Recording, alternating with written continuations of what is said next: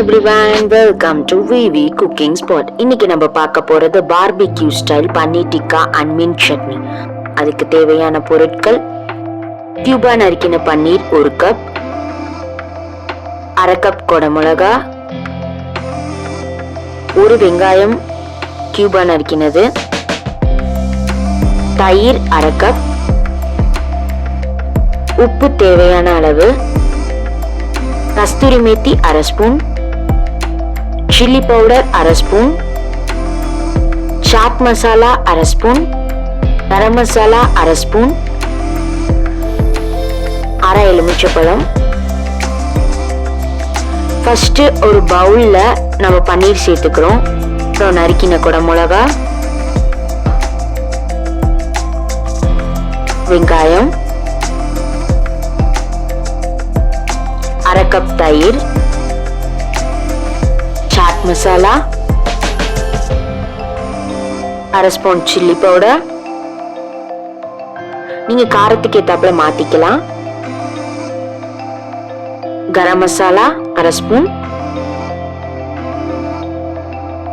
கஸ்தூரி மேத்தி அரை ஸ்பூன், அப்புறம் அந்த அரை எலுமிச்சை பழத்தை பிழிஞ்சு விட்டுக்கலாம். இந்த டிஷ்க்கு தேவையான உப்பு நல்லா மிக்ஸ் பண்றோம். இந்த சாஸ் எல்லாமே பன்னீர்ல நல்லா ஒட்டணும், அந்த அளவுக்கு மிக்ஸ் பண்ணிட்டு 10 to 20 நிமிஷம் ஊற வச்சிடலாம். மின்ட் சட்னி எப்படி செய்யலான்னு பார்க்கலாம். அதுக்கு ஒரு மிக்ஸி ஜார்ல 1 கப் புதினா சேர்த்துக்கிறோம். நான் இங்க 4 முந்திரி ஊற வச்சு எடுத்திருக்கேன். நீங்க முந்திரி இல்லாட்டி பொட்டுக்கடலை யூஸ் பண்ணிக்கலாம். அரை எலுமிச்சப்பழம், 2 பச்சை மிளகாய், அரை ஸ்பூன் ஜீரகம், 4 மிளகு.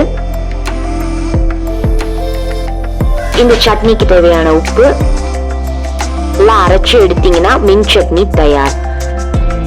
இப்போ ஊற வச்சிருக்க பன்னீர் டிக்காவை நான் இங்கே ஸ்கியூவர்ஸ் யூஸ் பண்றேன். அது கடையில விற்கும். அது இல்லாட்டி பிரச்சனை இல்லை, தோசைக்கல்லையோ இல்லை கிரில் பேன்லயோ அப்படியே போட்டு எடுத்துக்கலாம். ஸோ நான் ஸ்கியூவர்ஸ் வச்சு எப்படின்னு பார்க்கலாம். ஸ்கியூவர்ஸ் யூஸ் பண்ணி ஃபர்ஸ்ட் 1 லேயர் பன்னீர், 1 லேயர் கேப்சிகம், 1 லேயர் வெங்காயம்னு நம்ம அரேஞ்ச் பண்ணி வச்சு எடுத்துக்கலாம். நான் இங்கே கிரில் பேன் யூஸ் பண்றேன். அது ஒரு 10 நிமிஷம் முன்னாடி பட்டர் போட்டு ஹீட் பண்ணிடுறோம்.